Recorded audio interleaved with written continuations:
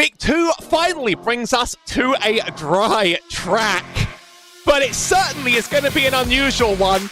Bit crazy to send the Advanced Series to the Foster's layout of an all-time favourite, Oulton Park. It's on the schedule again later this season, and every rookie's driven it a million times, but this shortening of the track brings a harsh 90-degree angle, attack, death corner. It's up to you how you define it. It was a messy warm-up race into here with our new time slot and with our new car. We're going to have to just take this one as it goes, I think. We're all in it together. I'm Howie Burrows, and here is Alice Davison. You've seen a few races this season, last season in these cars. We're on to a new world, a new season. And you weren't here for last week, but this might still be fun. Oh yes, the more things change, the more they stay the same. Oulton Park is one of those tracks that everybody's driven, like you said.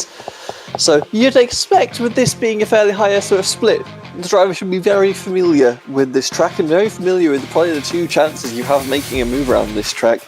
That being the downhill run into Turn 4 Fosters and the final corner, Lodge, well, final actual corner. So expect a lot of deep sends there, and especially into Fosters where that track gets very narrow very quickly, expect some shoulders barged and some hurt feelings. Some of the series' greatest drivers are here. Last week's winner, Tom Bland, looking for his gold Dunkersaw livery, but his boss is in the room as well. Here's Duncan Watts, who's decided to show up for the SOF fame. Alongside, I'm just picking out some names from the field that I always recognise. Sam Devantier is our lead driver. He's got his history in the Skip Barber series. I didn't quite know that I'd get to meet him again so soon. But he's back. Well, I've just shown 3 cars with an identical livery. So yes. And they're all on the track. They're all on the track. Laps are being set already, but unlike me, some people know how to actually set a single car qualifying properly for an official iRacing series. That's a throwback reference to this channel if you ever knew it. As throwback to literally like 3 days ago. Yeah, but it was one of those days, all right? It was one of those days. Truly. One of those days. This series is sponsored as ever by FILMBIL.NO. There's Frederick Surley of FilmBill actually setting the P2 lap for now. Dry cars are coming in thick and fast. If you live in the Scandinavia region and you have a pride and joy that you might want to see in some any sort of movie, commercial production, they may be able to manage your car for you, manage the whole process and get it onto the screen. They provide all sorts of services in this field, but that's one that might interest you very much. If you check out the website in the corner if you are in that sort of region. I've been to the Scandinavias before. Well, I've been to... Does Sweden count? I think it counts. But then Sweden counts. Swedes don't count Stockholm as Sweden. So, you know. They have a syndrome about that. Anyway. That was the lowest hanging fruit I went for. I just realised... That's just placed on the floor. It just took me, like, my brain, like, 30 seconds to, like, work out what you were saying and then go, oh, no. Oh, she did not just do that to me. Sam Devantier with the fastest lap so far, proving himself in another rookie Formula car. Pretty solely with a good P3, only a few drivers that haven't set laps. Andrea Bellotti now looking to get one through. We have a 3.7k SOF. It's brutal up here. Beatrice believes we've already found today's winner. It could very much be true, but he's been leapfrogged by Istad, who's taken that pole position by tiniest of margins. Yeah, the thing about these high top splits is at some point the pace gap tends to go away. Like, you can't squeeze a second out of the track over your competitors. So the margins get really small, which means the racing gets really tight, and that's when fireworks go off. Well, I heard a lot of drama from the warm-up already, so let's try and keep it clean on the track. Let's try and keep this one together. Sing our kumbayas together. Overlay has crashed, which was a great thing for it to do, so we'll be back any moment now. I have to panic and click as many buttons as possible in the next few minutes. So while I do that, looking at this field, the other driver I was thinking about was Ellis Spice. You just see him a lot. You just see him a lot. You're just one of those community figures that you see all the time. Runs the Mission R, but I'll also at the same time see him all in all the formula races every once in a while. He just sort of sneaks his head in. It's quite a fun-looking field. Hoping to get the grid when I can. Hoping. Come on. It's going to behave itself today, and not just like totally lose its mind on me right when it's needed, when society needed it the best. I think what you've done there is you've just jinxed yourself. Perhaps I can see the grid. Is it a bad omen? Is it a bad omen? It's not looking great for a full rundown, I'll tell you that. I will, considering this is a standing start. You know what? If I have to pause it, I'll pause it. I just need to get cameras. I just need to get cameras in town, baby. So, lots of identical looking cars on the front row. It's going to be hard to follow them around the track. I think the spotter guide I sent you isn't going to do us terribly much good. I do indeed have the camera control rested in time. There's still a few drivers left. The grid is Sam Devantier has retaken the pole. Istad just behind. Are the overlays on? One at a time. Okay. One at a time over here. They like making our lives difficult, and we will take that. That'll do it. There we go. You know, sometimes you're just thrown into like a state of panic. So I'm sorry, I literally tried to show Ellis Spice's name, and then it all just falls apart. So I won't be doing that. Blame Ellis Spice for this. Yeah, no, nothing personal, Ellis, but like we can't be doing the showing your name thing on stream anymore. Dan Devante is still yet to grid. It's like he knew I needed divine intervention from above. He's on the grid now. Typically the fastest skip bar, one of the fastest skip barber drivers, maybe not number one of them all. But this is going to be a very, very tough, tight race, and we go green for 20 minutes and about 20 laps. Sam Devante off the road with a very good start. Further behind it, Istad and Streetley in with the 1-2-3. Bland with the win at Cadwell. This is the first race where he's actually going to have to prove his capability on a dry track, but he was an SOF Series winner in older years, so he's definitely capable out here. The pack pretty much clean for now. Not going to see anything going too crazy early on. Everyone wants to get a rhythm. You're not going to make any ridiculous ends on the first lap. The gap just won't allow it. It's a question of what happens coming out of Druids and what that gap ends up being into turn 11. And that's, I think, where... Oh, that's not where you want to be on the track. Istad in the grass, going to give up a little bit of time into the back half of this track to George Streetley, who will claim the inside. And in fact, Istad's doing it again. This could be one for Bland too. He doesn't seem like he's going to block it too hard. That's a challenging first lap. We've seen DQs at this track before in this broadcast. Another teammate now behind him, hoping they don't come together. Worth pointing out, by the way, Sam Devantier set the fastest qualifying time of the week in that session just there. So he's been practicing for today. Well, the results have definitely paid off as we get a little bit skrilly in the back. I think that was Istad trying to make evasive manoeuvres. Bland going off the track onto the grass. This pack split into two now. This top six up to Cash, and then Bellotti behind with Tufts leads the next row. Tufts very fast, but hasn't ended up in this top half, and they really have spread apart. Don't really have the slipstream straight as usual to make up time here, so it's going to be very, very technical. We're too wide again with the 8 of Anthony Castles. He's going to hold that inside line, and drivers still keeping it together for now. We're still going to be side by side going over the start finish. I think Tufts might actually have the better for now, and that's Nick Aronson also tangling in. Nick Aronson around, just about saves him before anyone else ends up in his way. Could have been a self-spin. I'll keep an eye and see if I can catch what happened in just a moment's time. He got 2 damage. He has a meatball flag. Unbelievable. Oh, it's a disaster. It's the danger of going that wide into that corner. It's a very fast right-hand flick. You want to try and take the entire width of the track on going side by side there. Puts a lot of faith on the car of the inside to not wash out on exit, which you naturally want to do to carry speed. I'm guessing that inside car just got a little bit too wide. Nick Aronson's car. He's the black, red, and yellow German-coloured car. It's a self-spin. Oh, his nose just gets chopped off by the car ahead, and that actually is worth a meatball flag. That is so frustrating. You have a fast repair available here, but you really don't want to have to use it. Yes, well, when you have a meatball flag, iRacing really doesn't give you a say in the matter. You're sideways like that on the racing line. You don't really give anyone any opportunity to move around you. Like I said, it's a lot like you were very much committed to on entry to carry that speed out, and no chance for a reaction to have made that contact there. Nick Aronson is in and out of the pits, I believe, so will he be able to continue on? Won't be at risk of an immediate DNF, but can't afford a mistake like that again.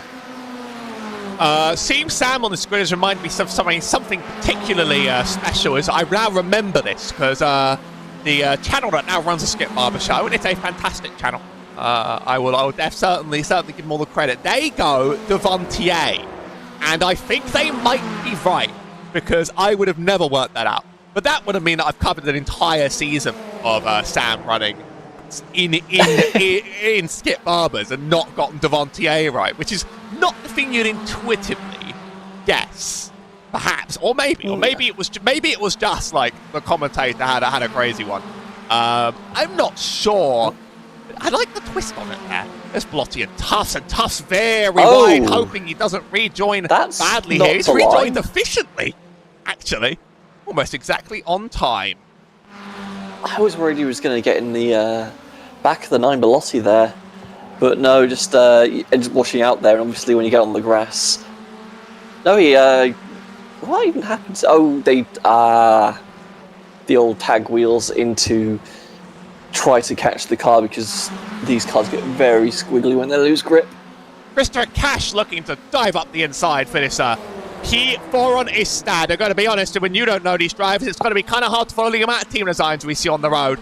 Cash gets it for now.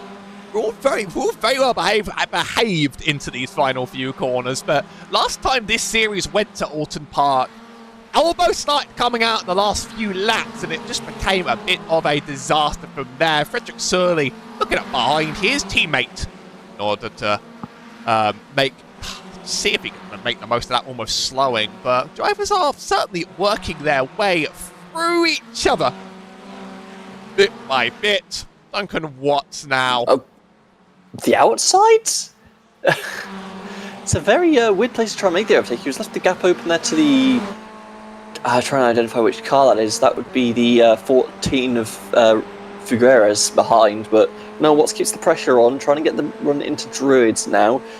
If you get a decent advantage here, because this is a very mechanically skilled corner where you can definitely gain a huge advantage by just running it properly.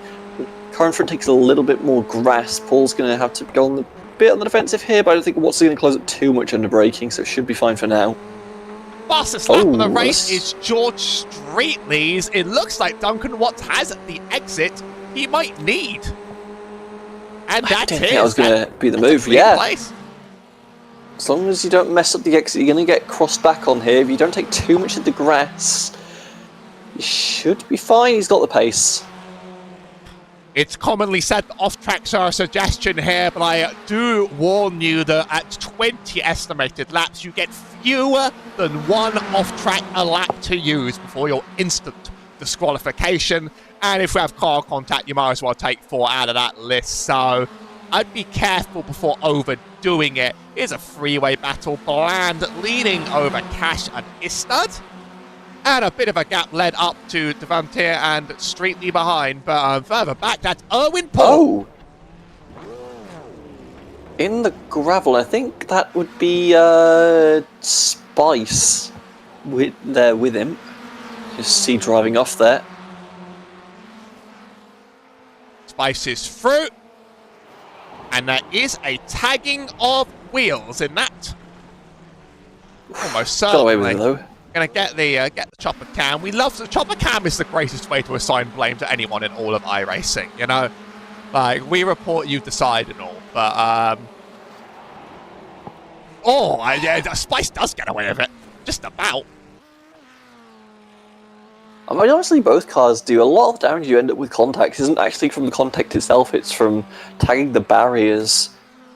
And thanks to that huge gravel runoff, more than enough space to just get around. So, both drivers, I mean, they'll have some damage just from contact, but for the most part will be okay. They just need to get their heads down, try and close up some of that gap. Now, there's still positions you could fight for in the back, although the chances of winning this race have decreased significantly as Devantier and Streetley have pulled away from the field to the tune of about 3 seconds.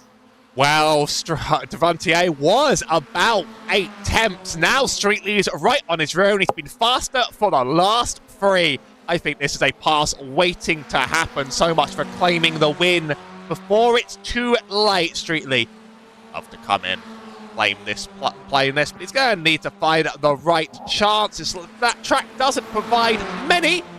On the right-hand side, though, he has a bit of a run going up the hill. Could he clear? I don't... Not quite.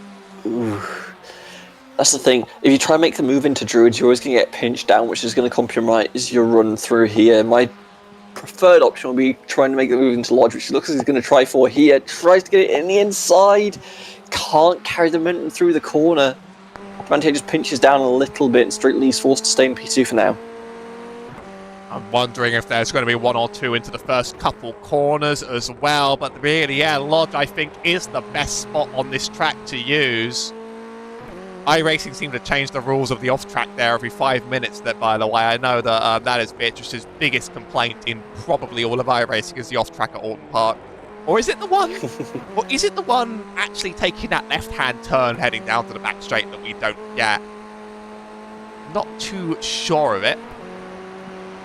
Streetley's fast, and Streetley's going to go for it again here. I don't think you make this end. I think you stay behind this time, get a nice wide entry into the corner, try and carry as much through as possible. It's not a huge run here, but it's enough with a bit of a slip. You might be able to pull alongside under braking. Gonna have a look here.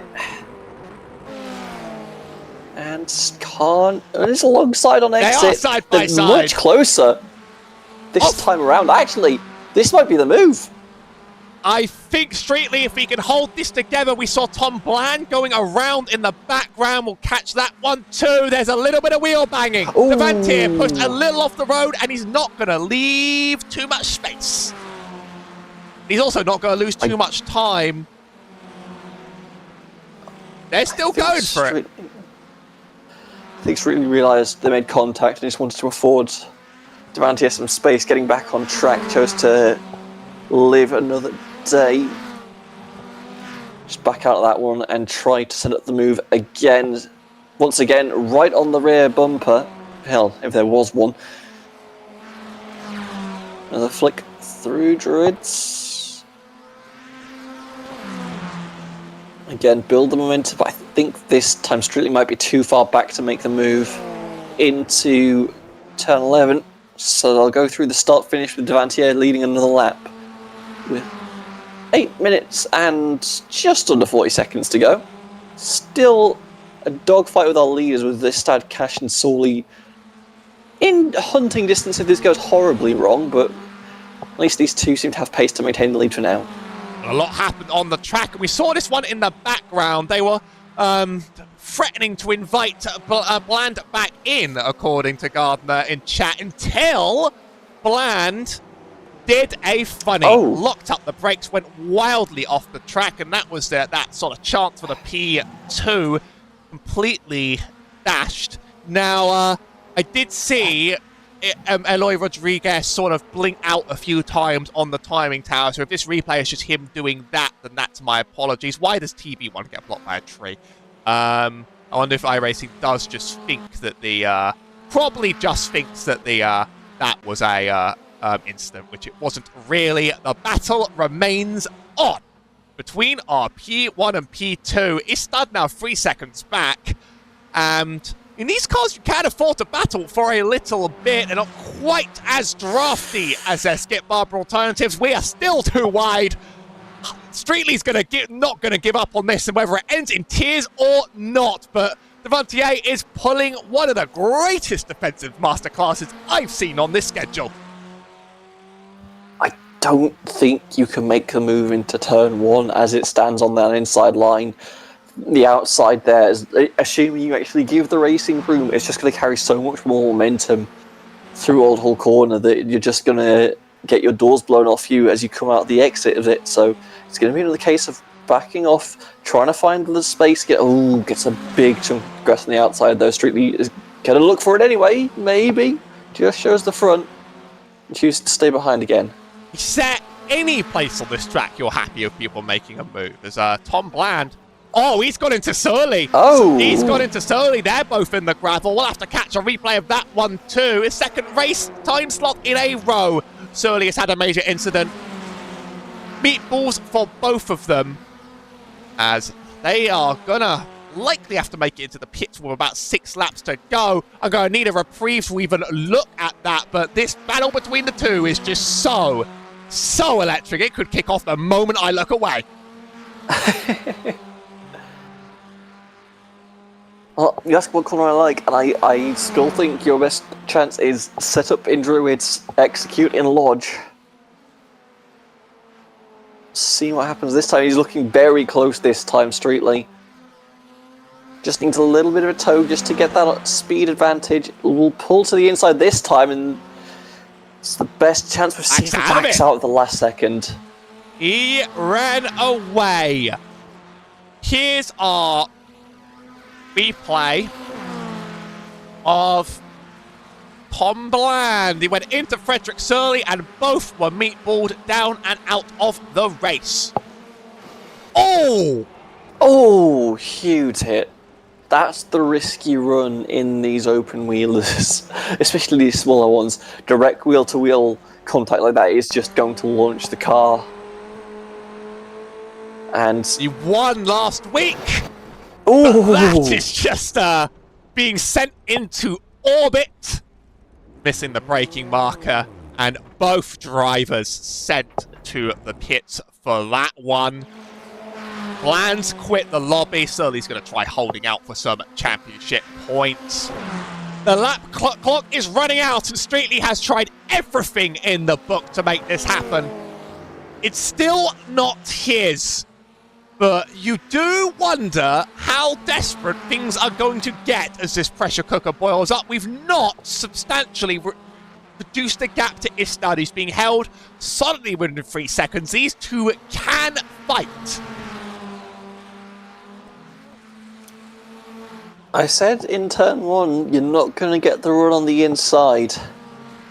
I'm just slightly worried if the timer ticks over and Streetly's feeling, oh, we looked away for 1 second. The move was made into Foster's of all places. I think that was a mistake from Sam. I think Sam made an error and that lost it for him. Why were you not showing me I really am not interested in any of this. I'm not interested in any of this. Josh Streetly passed Devantier for 1. Can we just look at that, please? You please just give me the thing I asked for today. I know you're not cooperating. Software. I know you're not playing games with me. I wonder if that was an error. I kind of saw Devantier offline. Oh. He's hit the curb. That nasty, nasty little sausage curb. And that has sent him sort of just up in the air enough for that position to be claimed. Just one slip like that in these cars. Because obviously your front's not connected to the track. You get sent into the second round of curbing to the chicane, and you're just miserable. You have to go all the way off track, and that just leaves the gap wide open for Streetly to come through. Now roles reverse. Devantier, the hunter. Streetly goes defensive very early into Druids. This is going to be side by side into Druids. Does Devantier have the advantage, actually? He wants that P1 back as quick as he lost it. As a small wheel bang between the two. I don't think that would be the last. Oh, pushed him wide there. Sam just pushed wide. by the rear wheel of George Streetley, and he's lost the whole gap to that. I don't know if he was pushed wide or he just tried to pinch down a little bit too hard on a car that was definitely there. By the way, the one just shoots straight up the track. You see the end result there.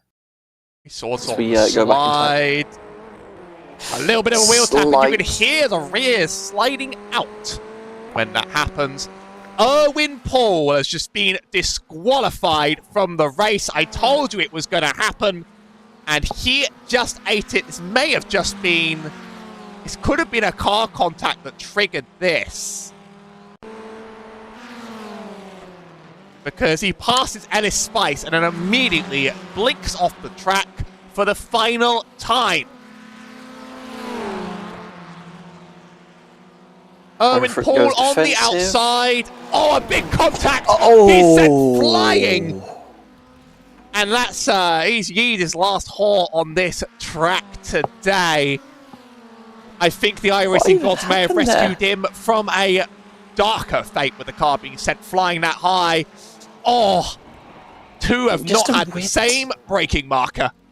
Off they go. It's just a weird movement into the braking zone where they both sort of move slightly together as they get on the brakes. As you say, a slight different brake marker as well doesn't help things, but yeah, just that wheel-to-wheel contact that just launches cars all the time. Let's go a bit further back in the field. This is sorely getting past Spice? Maybe.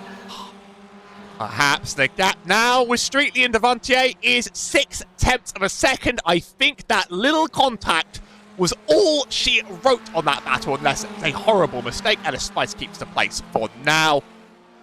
I don't think we've seen the white flag. I think we'll see it now. Back in the day, we used to not get any reporting on the white flag. Nowadays, it's fairly accurate. I see it wave. Well, there's the white flag. One more attempt to go around. Sam Devantier, he's got half a second to make up. How desperate is this going to get? He's already washing very wide, trying to get every last bit of momentum out of this car. So few corners here. A white flag is almost nothing. It's like I said though, the margin between these top cars is so tight, you have to push for every millisecond, and I think Devantier just pushed 1 inch too hard, takes another bite of the sausage curve again. Streetley has to keep it calm. You still need to bring this car home, but it's half a lap away from taking the checkered flag and this race. And I think there are no more real chances left here today. It sure has been a physical race, an aggressive one, and one with some incidents that we remember that are maybe not quite as bad as the warm-up. But there's only one session that counts, and George Streetley wins it. Our second unique winner in 2 with Tom Bland all the way at the back. Sam Devantier really did try to steal club. He is a 9.5k I rating, but this time it wasn't his to claim, and he's only going to have the P2. That could just lose him I rating straight up. I mean, I rating's a horrible, horrible demon. I think it will be single-digit gains for the one there. That is, I appreciate that's still a very wild difference between your I rating and the SOF, but yeah, it's just unfortunate, despite the I rating, that he has just made 2 mistakes on the closing laps. Just tries to take a little bit too much inside there, and yeah, the results speak for themselves. You get launched off the track, and Streetley kept the car on track at all points. Tried to make some moves, tried to do it the old-fashioned way of just getting the overtake made, but just couldn't get the move to stick. As this one of the defining moments. Yeah. One of the defining pass moments of the race, possibly one of the most important ones of them all. Streetley passing Devantier for P1 here, trading back and forth just a little bit. And they certainly raced it close off the track a bit there, Devantier, and then a bit of the rejoin into Streetley's car. Just checking around, see if there's any further stories from the grid. I don't quite see them. Lodge has been our greatest passing zone. He certainly did dominate that line, and that is what claimed that P1 finish from him. But a tight one between the two. Wait to see if anyone will join for interviews. I've not heard any now. There might still be one or two that show up. So while we wait for that, let's get down the final results of the race. Oh, I gotta press loads of buttons for this, and honestly, I'll admit to the whole stream right now, I woke up half an hour before live. You know, these things just happen to you sometimes. George Streetley wins with Sander 28, only taking up second, quite a major margin between him and Istad in third. Christopher Cash finishes fourth with Daniel Tufts in fifth, Andrea Bellotti in sixth with Anthony Castles in seventh. Neno Brown finishes eighth. Graham Rory Hunt, a driver I didn't even have the ability to mention today, finishes ninth ahead of Eloy Rodriguez Figueres. How did I get that wrong? Duncan Watts finishes 11th with Frederick Surley taking serious damage for 12th. Nick Aronson beats out Ellis Spice with Erwin Paul getting disqualified and Tom Bland retiring after significant car damage. Oulton Park sometimes never changes. Sometimes, or does it ever stay the same? We're back here later this season with the international layout, but was that about as Fosters as you'd expect? I expected a little bit more action into Fosters, I will be honest. I expected some of the backmarkers to get a little bit more adventurous with their moves, but I think at some point you have to realise, no, the move's not on there. I used to have to play it sensible, and instead we just saw the old turn 11 moves made instead to fill that gap.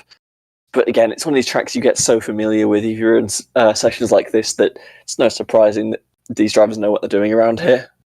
Well, we're not done with the Motorsport Vision flag because next week we're at Brands Hatch, the Grand Prix circuit. One with a very long slipstream straight all the way down that hill. Last season it was wet, and this season it will be dry.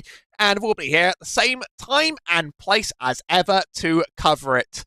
It says start April 1st on the iRacing calendar. What joke do you think they have cooked for this year? Or real announcement. Sometimes they get freaky. They're going to add lights to the NASCAR Next Gen to make it usable endurance racing. I think, hear me out, they could really improve the racing at Oulton Park by replacing it with a 2.5 mile banked super speedway. And then, crazy idea, yeah, we add restrictor plates to the cars to promote closer racing. So that's going to be all for our broadcast for this evening. Thank you all for watching. I've been Howie Burrows alongside Alice Davison. Thank you for watching.